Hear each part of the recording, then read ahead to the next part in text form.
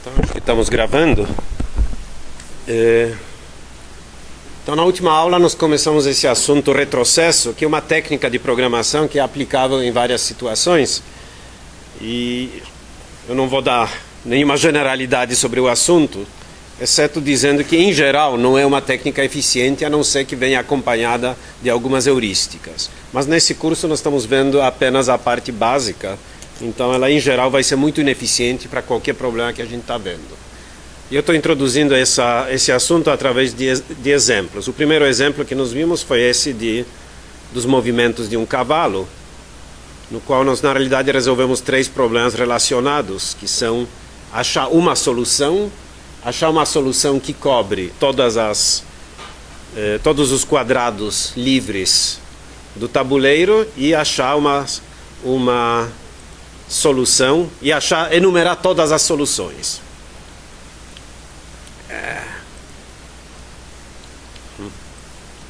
E nós vimos que, na realidade, as modificações necessárias eram mínimas. E aí eu mostrei, acho que no fim da aula, eu mostrei a solução que apareceu usando aquele programa, certo? Que exatamente era o nosso exemplo. Hoje eu vou dar um outro exemplo, que é exemplo do cálculo da distância de edição. O que é distância de edição? Suponham que vocês têm duas cadeias de caracteres e vocês querem medir qual é a distância entre elas, ou seja, o quanto uma delas é diferente da outra. Esse tipo de pergunta tem aplicação, por exemplo, quando a gente quer corrigir um texto, que é achar alguma coisa próxima daquilo, mas que a gente desconfia que há alguns erros. Eu estou colocando aqui um exemplo. Eu suponho que nós temos 2 cadeias. Uma cadeia que eu vou chamar de cadeia correta, aquela primeira, e outra cadeia que alguém, com muita pressa, um pouco ignorante, certo? Bateu, mas quase dá para entender, não é isso? Certo? E eu agora gostaria de saber qual é a distância entre as 2 cadeias. A distância é o seguinte, a gente define a distância como como o número de certas operações que a gente vai ter que realizar em cima da cadeia. Opa, esqueci que isso aqui não... O número de operações que nós vamos... O que ele fez? Deixa eu acertar aqui. Então, a distância é o número de operações que devem ser realizadas sobre... Não é por nada que não estava escrevendo. Sobre essa cadeia, para que ela fique igual a essa cadeia de teste. E as operações que vocês podem fazer é o seguinte. Em primeiro lugar, avançar de um caractere nas 2 cadeias. Isso aqui a gente não vai contar porque é a operação normal. A gente avança quando os 2 caracteres são iguais. Outra operação é inserir um caractere. Mais uma operação é substituir um caractere e, finalmente, remover um caractere. Então, essas 3 operações, cada uma terá um custo. E a medida, como a gente vai fazer, é o seguinte. A gente anda da esquerda para a direita e vai comparando os caracteres das 2 cadeias e vai decidindo que operação que a gente deve fazer em cima dessa cadeia supostamente errada para atingir a cadeia, para chegar à cadeia correta. Certo? Então, aqui está indicado, nesse exemplo eu indiquei já certas operações, mas notem que o número de as operações a serem realizadas não são necessariamente únicas. Só para dar uma coisa meio absurda, eu poderia remover todos os caracteres e inserir caracteres válidos. Certo? Seria uma outra solução, obviamente, muito mais operações do que aqui. As operações que eu tenho aqui, eu digo o seguinte, olha, entre R e C tem que haver uma inserção. Qual é a inserção? É claro, letra E. Aqui, em vez do C cedilha, né, deveria ser um S. Certo? Aqui, esse R está sobrando, deveria ser removido. Aqui, deveria ser inserido um caractere, a letra E. Aqui, deveria ser... deveria ser inserido mais um caractere S, e aqui deveria ser removida uma letra. Se eu fizer essas 6 operações, essa cadeia fica igual a essa, não é isso? Além disso, eu fiz o avanço também. Sempre que os caracteres eram iguais, por exemplo, entre esses aqui, vamos usar uma outra cor só para ficar mais claro. T com T, R com R, O com O, C com C. Aqui a gente teve avanço nas duas cadeias porque não precisava fazer nada para tornar igual. Certo? Então, nesse caso, se eu desse os pesos, os custos de uma unidade para cada uma dessas três operações, eu diria que a distância de edição é 6. Porque eu tive que realizar 6 operações para fazer essa cadeia igual à de cima. Está claro isso? E o meu problema é o seguinte: escrever um programa, uma função, que pega como argumento essas duas cadeias e me diz qual é a distância de edição entre elas. A distância de edição, que é o número mínimo de operações que eu tenho que realizar. Está claro o que eu quero? Então eu vou tentar resolver esse problema novamente usando retrocesso. Tá? Na realidade eu já coloco a solução pronta. Primeiro vamos olhar, e notem que é uma função bem simples, tá? Extremamente ineficiente, mas bem simples. Tá? Uma solução eficiente vocês mesmos vão programar. É a tarefa número 3, não é isso? Ou 4? Eu não me lembro agora. 4 eu acho, não é isso? Acho que sim. Bom, o cabeçalho da minha função é esse aqui. O que eu estou dizendo? Que eu estou fornecendo duas cadeias. Apontador para caractere é uma cadeia, não é isso? É o apontador para o primeiro caractere. Eu estou fornecendo duas cadeias. Primeira cadeia, que é o teste, é aquela cadeia que pode estar errada, e a cadeia correta, que é o padrão contra o qual eu quero medir a distância. Esses são os dados, e eu quero devolver um inteiro, que é justamente a distância mínima. E nessa implementação eu vou supor que todas as operações, exceto o avanço, têm custo unitário, custo 1. Ou seja, eu vou contar simplesmente o número de operações. O avanço não custa nada, porque realmente, se as duas cadeias fossem iguais, eu avançava e dava custo 0. Está claro isso? E eu vou usar o retrocesso. Então é importante entender qual é a ideia básica do meu algoritmo, certo? A ideia básica vai ser a seguinte. Deixa eu criar aqui. Isso. Eu tenho essas duas cadeias, certo? A minha cadeia correta e cadeia teste. Bom, eu vou avançando da esquerda para a direita. Vamos supor que eu estou numa situação genérica aqui. Estou comparando esses dois caracteres. Então eu estava fazendo alguma coisa até aqui, mas vamos supor que numa dada situação eu estou comparando esses dois caracteres. O que eu vou fazer é o seguinte: eu vou supor aqui, bom, se os dois forem iguais, aí eu simplesmente avanço. Porque não tem nada melhor do que avançar, custo 0.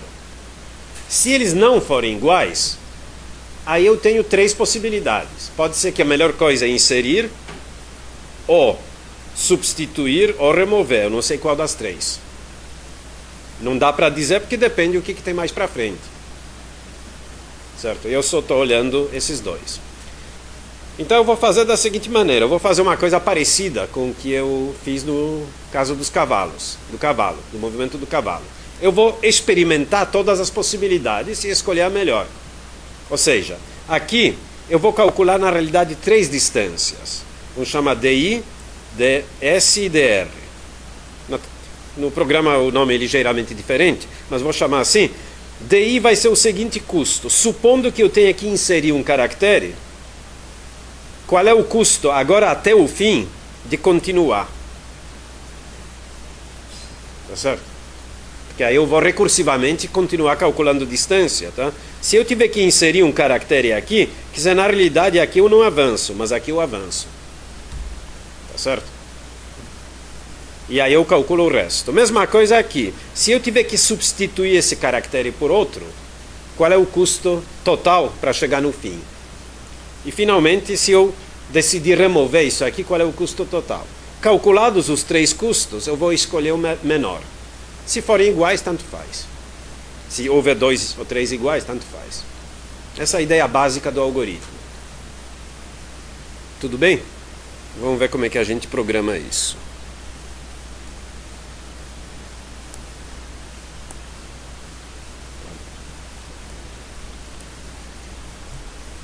Então, primeiro eu vou ter essas três variáveis, que é justamente custo de distância, supondo que eu fiz, que neste momento eu vou fazer uma inserção, ou uma remoção, ou uma substituição. São aqueles três cálculos que eu vou fazer. E entre os três, se vocês olharem a última linha, eu vou retornar o mínimo dos três. A função mínimo em C tem dois argumentos, então mínimo de 2, tá? Eu tive que fazer esse truquezinho aqui.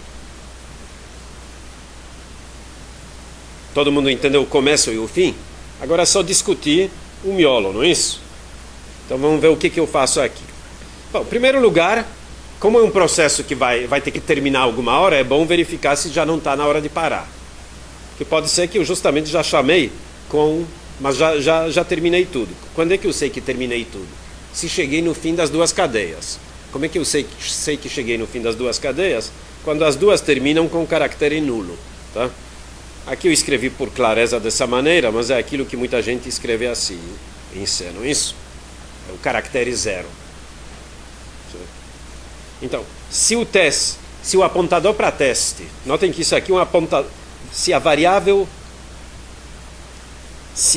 teste é um parâmetro local que contém apontador para o caractere. Se o caractere for último, então eu pego esse caractere e comparo caractere nulo. Se ele for nulo, e se o caractere apontado na cadeia correta também for nulo, quer dizer, eu cheguei no fim das duas cadeias. As duas cadeias são vazias nesse momento. Qual é o custo, qual é a distância de edição entre duas cadeias vazias? É zero, não é isso? Não custa nada. Não precisa de nenhuma operação. Nesse caso, eu devolvo zero.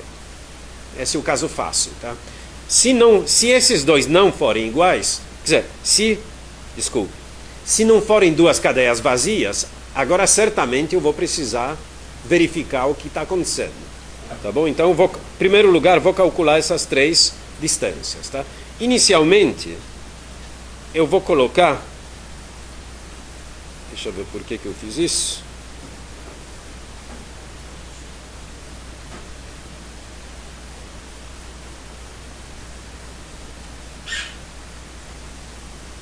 Ah, sim. Tá. Porque pode ser que eu retorne antes do fim, tá? Pode ser que eu vou precisar. É importante que essas três variáveis estejam definidas. Vamos ver. Porque pode ser que uma das três distâncias não seja calculada. Por exemplo, se o teste terminou e a correta ainda não, eu vou ter que remover, mas não posso inserir. Tá certo? Nem substituir, porque ela terminou. Então, nesse caso, o custo da remoção e da substituição, eu digo que isso é substituto do infinito, tá? Para ele não ser usado nos custos. Isso é apenas um truque, daqui a pouco vocês vão entender por quê. E aí eu começo, tá? Se o teste não é um caractere nulo e correta não é um caractere nulo e teste igual a correta, o que quer dizer isso? Nenhuma das duas cadeias é vazia e os dois caracteres são iguais, não é isso? Qual é a operação que eu faço? Eu avanço, não é isso? Então o que eu digo? Se isso é verdade, então a distância de edição é igual a uma chamada recursiva desta mesma função com o seguinte argumento: avançar de 1 a cadeia teste e avançar de 1 a cadeia correta. Isso é aquela situação onde esses dois são iguais, certo? Então eu simplesmente avanço. Eu digo, distância a partir desse ponto é a mesma distância a partir desse ponto, porque esses dois caracteres são iguais. Está claro isso? Tá bom. Então podemos voltar e olhar os outros casos. Uma observação. Notem que, isso vocês já deveriam saber, quando eu escrevo teste mais 1, o que quer dizer isso? Qual é o tipo da variável teste? É um apontador para caractere. Mas o compilador sabe que é um apontador para caractere, então esse mais 1 quer dizer, me calcule o apontador para o próximo caractere. Certo? Isso não é mais 1 no sentido geral. Né? O compilador sabe de que se trata. A mesma coisa aqui. Então, quando Isso é a mesma coisa como se eu tratasse teste como vetor de caracteres e incrementasse o índice de 1. Tá bom? Alguma dúvida sobre isso? Tá bom. Então, o próximo caso. Qual é o próximo? Então, se os dois caracteres são iguais, volta com a distância recursiva. Bom, se eu cair aqui, é que essa condição não é verdadeira. Mesmo assim, eu preciso testar, porque pode ser que os caracteres eram diferentes, mas pode ser também que alguma das cadeias terminou. Então, aqui, se teste ainda não terminou e correta não terminou, quer dizer, ambas são não vazias. Certo? Eu vou fazer o seguinte. Então, agora, bom, se isso é verdade, eu posso agora testar, calcular a distância de substituição, porque existe um caractere nos dois. Tá certo? Qual será a distância de substituição? É o custo da substituição, que eu falei para vocês que eu vou considerar igual a 1, mas poderia ser alguma coisa genérica, eu poderia dizer, não, substituição é mais cara ou mais barata do que inserção. Certo? Essa função é um pouquinho mais geral. Mas a distância recursiva, só que agora precisa tomar cuidado onde é que eu avanço. Se eu suponho que é uma substituição, cadê meu... Tá aqui, vamos limpar um pouquinho. Opa, melhor limpar de uma vez. Se eu suponho que é uma substituição, então eu estava comparando dois caracteres aqui, certo? Um x, um y, e cheguei à conclusão, e eu estou querendo calcular o custo de substituição. Então eu digo o seguinte, eu vou pensar que a operação que eu tenho que realizar é substituir y por x, isso é uma unidade, uma operação, não é isso? Mais o custo de continuar nas duas cadeias. Mas notem que agora eu tenho que passar para o próximo caractere nas duas, que já tratei esse caractere e esse aqui. Está claro isso? Então por isso que na outra figura aqui, eu tenho custo da substituição, que eu suponho que é 1, mais distância calculada recursivamente, avançando nas duas cadeias de uma posição. Diga. Não, eu suponho que é uma constante simbólica, tá? Um define do meu programa. Tá? Pense que é igual a 1. Tá? Tá bom. Todo mundo entendeu por que eu avancei nas duas cadeias? Notem que nem sempre a gente avança nas duas. Mas no caso da substituição tem que avançar nas duas. Calculada a distância de substituição, agora vamos calcular as outras. Se teste não é vazio, então eu posso calcular também a distância de remoção. Notem que para remoção eu não preciso verificar se a correta está vazia ou não. Eu vou tentar remover e ver o que dá. Tá certo? Voltando à minha outra figura, o que eu estou dizendo agora é que a situação é a seguinte.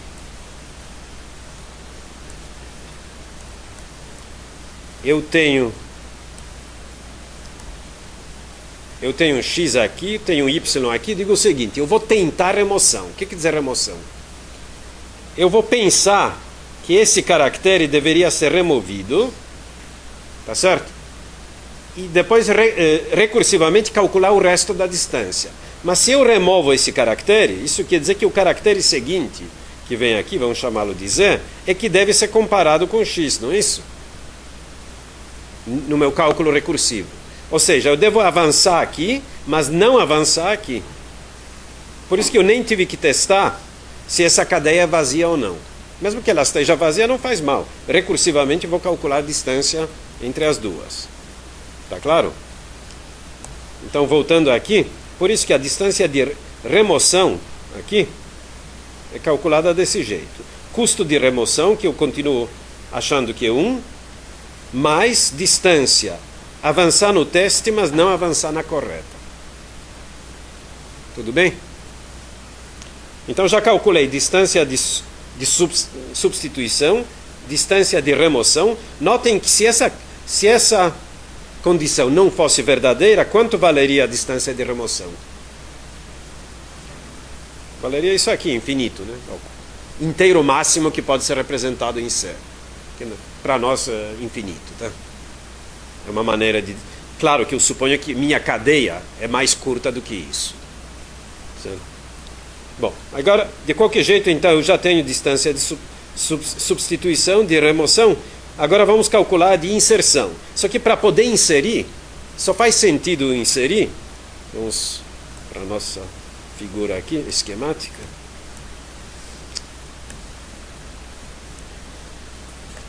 Só faz sentido eu tentar inserção. O que quer dizer tentar inserção? Eu estou olhando para um caractere x aqui, um caractere y aqui. Inserir quer dizer o seguinte: pegar esse caractere e inserir na frente desse. Essa é a operação que eu suponho que eu devo fazer. Certo? Mas se isso é verdade, isso quer dizer que a distância vai ser custo dessa inserção, que eu suponho que é 1, mais a distância calculada recursivamente, pegando o resto dessa cadeia e pegando essa cadeia aqui. O y agora precisa ser comparado com o próximo caractere daqui, não é isso? Ou seja, eu avanço na correta, mas não avanço na de teste. Tudo bem? Uma vez que a gente entendeu isso, fica claro o que está escrito aqui. Distância de inserção é custo de inserção, vamos supor 1 de novo, mais distância de teste, eu não avanço, correta mais 1. Agora, vocês nem imaginam quantas vezes eu chamo isso aqui. Isso aqui é recursão, um monte de recursões aqui, um monte de recursões aqui. Em cada um desses cálculos tem muita recursão. Certo? Na realidade, a função é exponencial. O número de operações é proporcional a 2 à potência n mais m, onde n e m são comprimentos das duas cadeias. O algoritmo é terrível do jeito que está aqui. Quase terrível. Tá? Na prática, ele não é tão ruim assim se o texto é verdadeiro texto em alguma língua ou algo parecido. Ou seja, e se a cadeia de teste é próxima à cadeia correta. Tá? Que é o caso, por exemplo, de verificação ortográfica. Não é isso? Agora, se as cadeias são aleatórias, aí pode ir longe. Alguma pergunta sobre o processo em si? Notem que, no fundo, ele é parecido com o outro. Tá? A gente avança. A gente está numa situação, certo? Experimenta todas as soluções possíveis, todas as decisões possíveis naquele ponto, certo? E, a partir daquele ponto, recursivamente recalcula. Certo? Cada uma dessas é como se fosse recalcular. Aí volta, certo? E entre essas possibilidades escolhe aquilo que é necessário. No caso do cavalo, a gente parava no primeiro que desse certo. Certo? Quando era para achar uma solução. Aqui, como nós queremos o mínimo, nós precisamos explorar todas as possibilidades. Tá? Como a gente não mexe nas próprias cadeias, a gente não precisa restaurar a situação anterior. Certo? A restauração, na realidade, é feita voltando para esse ponto aqui. Claro isso? Bom, como já falei, esse algoritmo é péssimo. Tá? Muito ruim. Ok? Uma das tarefas, eu não me lembro agora se é 3 ou 4, alguém já olhou? É desafio? O que é isso? Ah, é desafio, puxa, eu pensei que era uma das tarefas. Né? Porque um bom exercício é bem simples, na realidade. Ficou como desafio, isso mesmo. Deve ser desafio número 1, então, né? Não é isso? Tá. Mas o desafio número 1, na realidade, é bem... Ele ilustra bem que certos problemas, não todos, podem ser resolvidos por técnicas diferentes, bem mais eficientes. Tá? A ideia daquele desafio... na realidade, eu fiz um desenho errado. Tá? A ideia daquele desafio é a seguinte: vocês têm essas duas cadeias, vamos chamar a correta e a de teste, não é isso? Então vocês, vamos supor que essa aqui tem comprimento M e essa aqui tem comprimento N. Vocês podem formar uma matriz de M linhas e em princípio de N colunas, talvez usando um truque, depois vocês põem mais coisas, certo? Onde cada posição onde tomando a posição IJ dessa matriz, a IJ, o elemento IJ da matriz, vai dar a distância mínima. entre as cadeias que começam na posição I e J dessas duas aqui. Eu não falei ainda como calcula, mas a ideia é essa. Certo? Por exemplo, se I e J estão além dos dois comprimentos, a distância é zero, não é isso? Ok? Do jeito que a gente estava pensando nas duas cadeias, notem que a gente ou avançava numa, ou avançava na outra, ou avançava nas duas, não é isso? E o custo em cada ponto dependia do resto. Se vocês pensarem um pouco, tá? O custo aqui de uma dada posição pode depender apenas de três custos: do custo daqui ou do custo daqui, dessas três posições, daqui, daqui e daqui. Por quê? Porque se a gente avançou no valor de J, certo? Isso quer dizer avançou aqui. Se a gente avançou no valor de I, quer dizer avançou aqui. E se a gente avançou nos dois, a gente avançou nos dois aqui. Então, eu não vou explicar agora como é que faz, mas é meio óbvio, certo? Dá para calcular essa matriz começando por aqui e andando daqui até chegar aqui. A distância 0, 0 essa matriz é a matriz D. O elemento D00 vai ser a distância de edição entre as duas cadeias. Só que aqui o cálculo vai ser muito mais rápido, vai ser da ordem m vezes n operações, que preenche essa matriz, que tem m vezes n elementos. Isso é muitíssimo mais rápido do que outro algoritmo. O interessante é que, na realidade, esses cálculos serão muito parecidos com os outros. Só que o outro algoritmo, o de retrocesso, repete muita coisa que esse aqui não faz. Esse aqui calcula uma única vez cada combinação das distâncias. Certo?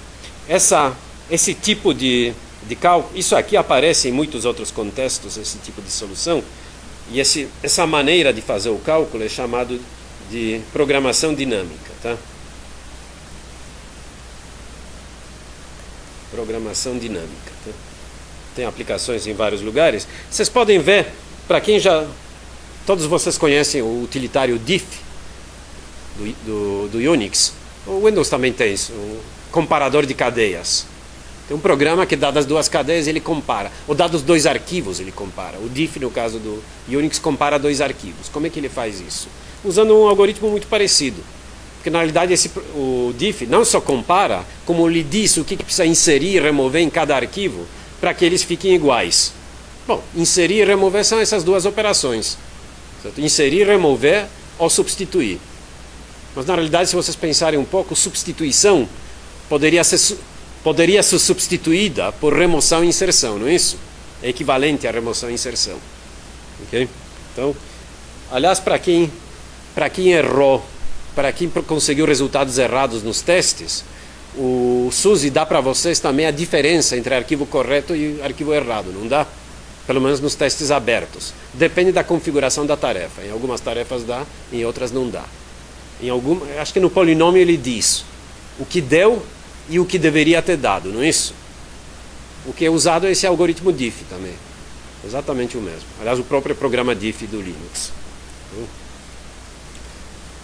Alguma pergunta sobre este assunto?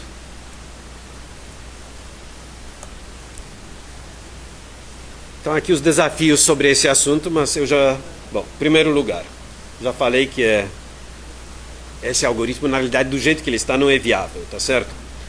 Mas é interessante como programação, ok? E a tarefa desafio que está no ar é justamente melhorar. Notem que não é melhorar o programa. Melhorar o programa não adianta. Vai conseguir um pouquinho melhor se conseguir modificar alguns detalhes de programação, mas ele vai continuar sendo exponencial. Então, que precisa mudar o algoritmo. Usar um algoritmo melhor, que justamente é aquele de programação dinâmica. Isso ficou como desafio. Uma coisa que não vai ser... eu não vou passar para vocês fazerem, mas é um bom exercício para vocês fazerem, é o seguinte: modificar essa função que nós acabamos de fazer para que ela também imprima o número de operações de cada tipo. Quantos avanços, quantas inserções, remoções e substituições têm que ser feitas em cada caso. Já supondo para a distância mínima, tá? uma vez calculada a distância mínima, também quantas operações de cada tipo são necessárias. Isso também dá um exercício interessante. Outro exercício é obter a sequência de operações. Sim. Obter em que indicar todas as operações. Basicamente, produzir essa sequência aqui. Dizer, olha, primeiro tem que aplicar uma inserção, e aí é bom dizer em que lugar, uma subtração, etc. Quer dizer, imprimir essa informação junto com essas flechinhas, indicando em que lugar que deve ser feita a operação. Não precisa imprimir flechas, basta imprimir o índice, que é a posição original. Tudo bem? Esse é um bom exercício para ser feito. Quem sabe cair na prova, né? Uma boa ideia. Tudo bem? Ok. Alguma pergunta, alguma dúvida? Bom, opa, não era isso que eu queria.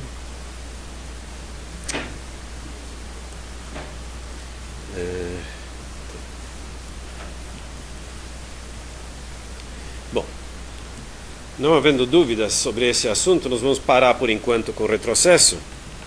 Aliás, por um bom tempo, eu acho.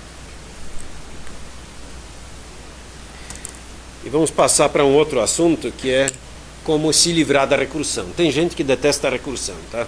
Mas acho que vai começar a gostar depois dessa aula. Vocês vão ver que eliminar a recursão é mais complicado do que usar a recursão. Então, quando o problema é naturalmente recursivo, é bem mais fácil usar a recursão do que não, certo? Depois nós vamos ver outros exemplos de problemas para vocês perceberem isso também.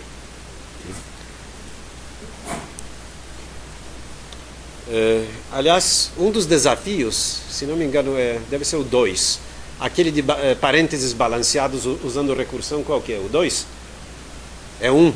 O 2 que deve ser da distância de edição, não é isso? Para quem fizer direito àquele com recursão, vai ver que fica mais simples do que usando a pilha. Tá bom. Mas o que quer dizer eliminar recursão, em primeiro lugar? Bom, a ideia de eliminar recursão, pelo menos aqui, vai ser a seguinte: não é mudar o algoritmo para que ele não precise de recursão. Isso é diferente. Isso às vezes é possível, nem sempre. Por exemplo, no caso do problema das torres de Hanoi, é possível a gente escrever um programa que imprime aqueles movimentos sem usar recursão e sem simular recursão, não precisa nem de pilha. Porque lá tem uma lei de formação dos movimentos que pode ser usada. Então não é isso que eu quero. O que eu quero falar hoje, no fundo, eu quero comentar o trabalho que o compilador tem para eliminar recursão. Porque computadores, de maneira natural, não têm recursão. Essa recursão existe na linguagem que vocês usam. Vocês podem usar recursão em C, a maioria das linguagens modernas permite o uso de recursão. Mas, naturalmente, por hardware, em linguagem de máquina, não existe recursão. Então, o que existe? O compilador tem que implementar a recursão usando uma pilha. E nós já vimos logo no início que, pelo jeito, recursão e pilha têm muito a ver uma com a outra. Vamos ver mais de perto isso hoje. O que eu vou fazer, eu não vou mostrar para vocês como é que a gente traduz de um programa recursivo em C para a linguagem de máquina. Isso é muito chato, teria que ensinar para vocês linguagem de máquina, etc., que é meio complicada. E de qualquer jeito, vocês têm MC 404 ou não? Tem, né? Vocês vão se divertir, acho que no próximo semestre, não é isso? Ou no quarto. Tá. Então vocês vão ver o que é linguagem de máquina. Isso não é o objetivo desse curso. Né? Então o que eu vou fazer é como a gente pega um programa em C e traduz para um outro programa em C, que ao invés da recursão, usa uma pilha explícita. Então, uma transformação que é quase mecânica. Vocês vão ver que eu nem vou olhar no mérito do programa. Eu não quero saber o que o programa faz. A tradução é quase mecânica, quase automática. É exatamente isso que o compilador faz, só que ele traduz, em vez de traduzir para C, ele traduz para a linguagem de um nível mais baixo. Ok? Bom, como é que eu vou fazer isso? Eu vou pegar, no fundo, um exemplo, só que um exemplo bastante geral. Eu chamei isso de exemplo de esquema de função recursiva. Tá? Funções recursivas podem ter várias formas, tá? Mas eu peguei uma que é bastante geral, que supõe o seguinte, que vocês têm uma função recursiva que tem um certo número de parâmetros, que eu chamei x1, x2, etc. Cada parâmetro tem o seu tipo, t1, t2, etc. Tá? E existe um certo número de variáveis locais da função, y1, y2, etc. Cada uma com o seu tipo, S1, S2, etc. Ok? Eu suponho também que a execução da função começa com uma sequência de comandos, que eu chamei CI, I de inicial, que são executados no início, antes que haja alguma chamada recursiva. Isso eu sempre posso supor, na pior das hipóteses, isso pode ser vazio. Ok? Depois eu vou supor que existe um teste de alguma expressão. Obviamente essa expressão pode envolver os parâmetros e as variáveis locais. Caso essa expressão seja verdadeira, é executado um certo número de comandos e termina a execução da função. É o que a gente chama de caso básico, que não tem chamada recursiva. Caso o resultado seja falso, eu vou supor que existe uma série de comandos da seguinte forma.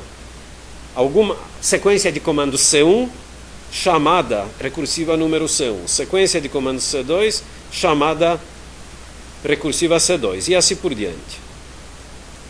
Chamada número M, sequência de comandos número M, chamada número M. E finalmente uma sequência final de comandos antes de encerrar a execução. Se vocês pensarem um pouco, Torres de Hanoi tem essa cara, não tem? Só que CI é vazio, a condição é simplesmente verificar se n é maior ou igual a zero. Se não for verdade, não faz nada. Se no fundo o caso base é vazio também. E aí eu tenho um primeiro comando que é vazio, chamada recursiva, comando C2, que é aquela impressão do movimento, mais um segunda chamada, e o resto é vazio. Esse esquema é mais geral, na realidade, por exemplo, do que o exemplo das Torres de Hanoi. Vocês podem imaginar que, no fundo, qualquer função recursiva pode ter essa cara. E se não tem, a gente pode dar um jeito. E de qualquer jeito, vocês vão ver a maneira como eu vou usar esse esquema, deixa claro que eu poderia fazer isso em qualquer caso. Todo mundo entendeu a forma dessa função? Tá bom. Então, o que eu vou fazer agora? Primeiro eu vou colocar algumas declarações iniciais para poder simular isso aqui. Porque, no fundo, o que eu vou fazer é o seguinte. Eu vou querer traduzir essa função, reescrevê-la em C, de tal maneira que, em primeiro lugar, isso é importante, o cabeçalho da função tem que ser idêntico, tá? Porque ela vai substituir a outra. Então, não posso mudar nada aqui. O corpo da função é que vai mudar. Mudar até um certo ponto. É claro que eu vou aproveitar os trechos daqui. Notem também que, num certo sentido, eu vou ficar fazendo alguma repetição na minha simulação, porque sempre que eu faço chamada recursiva, eu vou ter que voltar a fazer alguma coisa. Simular a entrada de novo na função. Porque não vou poder fazer chamada recursiva. Se eu vou supor que no meu programa, depois, só existe uma chamada, mas só existe chamada externa à função. Não existe nenhuma chamada dentro dela. Eu vou eliminar essas chamadas recursivas. Tá? Primeiro eu vou precisar de algumas declarações e vou dar um esquema geral. Eu não sei se eu coloquei isso aqui. Isso aqui é igual à transparência anterior, não está muito visível, mas só para lembrar qual era o esquema. Tá? Em primeiro lugar, eu vou declarar dois tipos enumerados. Poderia usar simplesmente números, tá? Mas dessa maneira fica um pouco mais mnemônico. Tá? Em primeiro lugar, eu vou declarar tipo enumerado chamada 1, chamada 2, chamada 3, até chamada M. Essa definição vai ser particular para esse exemplo. Se eu usasse números, não precisava usar isso aqui, poderiam ser números de 0 até onde quisesse. Tá? Eu vou usar isso aqui para poder distinguir, saber de que lugar que veio uma chamada recursiva. Eu vou precisar disso. Porque quando eu simular uma chamada, quando terminar a simulação, eu vou ter que saber de onde é que eu fiz essa chamada. Qual desses pontos do meu programa que eu estava simulando para poder voltar. Então eu vou precisar dessa indicação. Além disso, eu vou ter que saber que ação que eu estou envolvido. Eu vou supor que eu tenho 3 ações. Uma, entrada, ou seja, iniciar a execução da função. Outra, retorno, que é terminar a execução da função. E terceiro é saída. Saída quer dizer sair da chamada original. Original quer dizer aquela que veio de fora da função. porque aí eu vou terminar qualquer simulação. Certo? Então eu vou precisar desses dados aqui, daqui a pouco isso vai ficar um pouquinho mais lógico. Tá? E aí eu começo a traduzir, aqui está o esboço da tradução da minha função anterior. Então notem como já prometi, o cabeçalho idêntico ao anterior. É o mesmo cabeçalho anterior, não é isso? Tem que ser, porque essa função vai ser chamada do mesmo jeito que antes. Notem que as declarações das variáveis locais também estão repetidas aqui. Aquelas y1, y2, etc. Notem também que eu coloquei aqui uma série de declarações cujo número, que são semelhantes a declarações dos parâmetros, só que com outros nomes. Tipo T1, variável T1, tipo T2, variável T2, etc.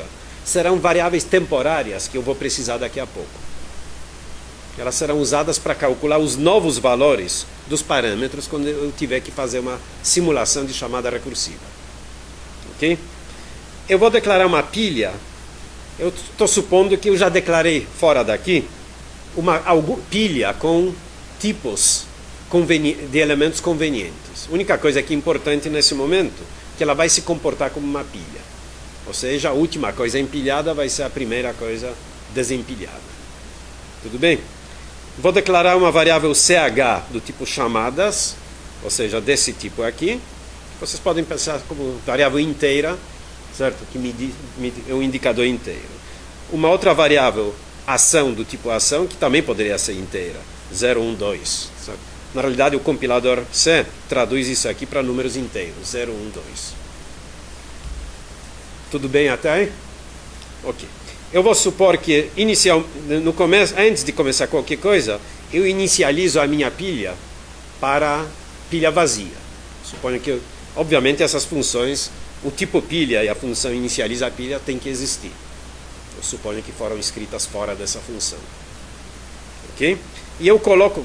Notem que tudo isso aqui acontece quando eu chamo essa tradução da minha função, que no fundo é uma simulação.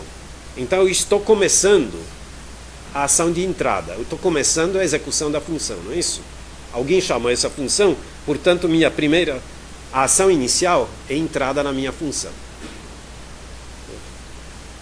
Até agora eu não fiz nada muito diferente do que essa função original fazia, exceto essas reservas de inicialização de pilha e das variáveis. Tá? O resto é alocar memória para variáveis locais e só. Certo? E agora vem a parte de simulação. Vamos dar uma limpeza nisso. Agora que vem a parte importante. Tá? Parece simples, mas não é, porque os 3 pontinhos aqui dizem que continua nas próximas transparências. Tá? Mas eu vou ter uma repetição agora. O comando repetitivo. Todo mundo conhece o comando do? Vocês aprenderam esse comando, né? Que é parecido com o while, só que a condição vem no fim. E esse comando é executado pelo menos uma vez, enquanto que o while pode ser executado 0 vezes também. Então esse comando, ele na realidade é apenas uma chave, switch, tá? Dependendo da ação especificada. A ação pode ser, vocês lembram, pode ser entrada, saída ou retorno. Se a entrada for se a ação for entrada, eu vou executar uma série de comandos que eu vou explicar na transparência seguinte. Não caberia aqui. Se for retorno, eu também vou explicar numa outra transparência. E se for saída? Bom, se for saída, eu termino essa simulação. Ok? Então eu uso o comando break, aí eu saio e o comando while descobre que se trata de saída. Eu simplesmente saio da minha função. Não preciso fazer mais nada. Tudo bem? Bom, até aí não tem muita graça porque vocês não viram nada ainda, praticamente. Tá? O difícil está nessas 2 flechinhas, não é isso? O complicado, o resto é simples. Tudo bem? Então vamos começar a olhar essas especificações aqui. Está aqui o caso de entrada. Dá para enxergar essa parte aqui ou não? Com boa vontade? Não? Então eu vou ficar repetindo o que é isso. Vocês precisam lembrar mais ou menos. Tá? Seria útil vocês terem Eu coloquei à disposição de vocês as transparências, 4 por página, assim ocupa menos papel. Tá? Mas são bem legíveis. para vocês usarem. Tá? Mas de qualquer jeito, o que precisa ser feito no caso de entrada? Notem que nós estamos simulando uma chamada da função, não é isso? Então eu suponho que os meus argumentos estão certos e eu vou começar a executar aquele pedaço inicial da minha função. O que era pedaço inicial? Tinha que executar comandos iniciais, não é isso? Então aqui aparecem comandos iniciais. Depois tinha que executar aquele comando if. Bom, o comando if está aqui, só que ele tem uma cara ligeiramente diferente. É a mesma expressão, os mesmos comandos do do caso base, só que aí eu digo que a ação muda o valor da variável ação. Eu não sei qual é. Bom, se eu voltar para. Antes daqui. Certo? Não sei qual era a minha ação antes, tá? Podia ser retorno, podia ser. Pelo menos em princípio, ou entrada. Mas agora eu mudo para retorno. Por quê? Porque se vocês olharem a função original, aqui, o que eu fazia depois de executar esse comando? Quando tinha recursão, o que eu fazia? Retornava, não é isso? Caía aqui. Então eu vou simular, nesse ponto, se deu isso, se essa expressão deu verdadeiro, isso quer dizer que devo executar esse comando base e depois simular o retorno. Ou seja, eu vou cair de novo nessa repetição aqui, só que a minha ação agora será retorno. Então eu vou cair nesse caso aqui, vou ter que simular o retorno. Mas nesse momento que eu estou simulando é o caso de entrada, não é isso? Então eu já tratei o caso em que a expressão é verdadeira. O que acontece se a expressão é falsa? Bom, é só olhar o que acontece no original. Quais são os primeiros comandos do original? Os primeiros comandos são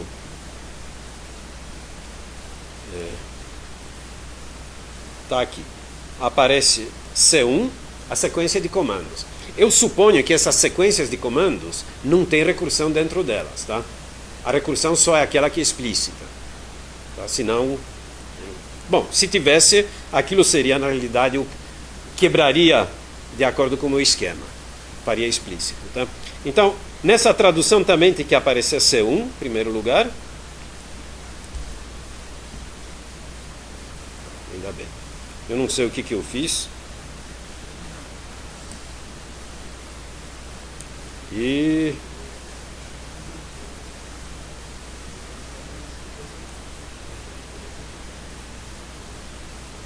isso deu da outra vez quando a gente perdeu a gravação, não é isso?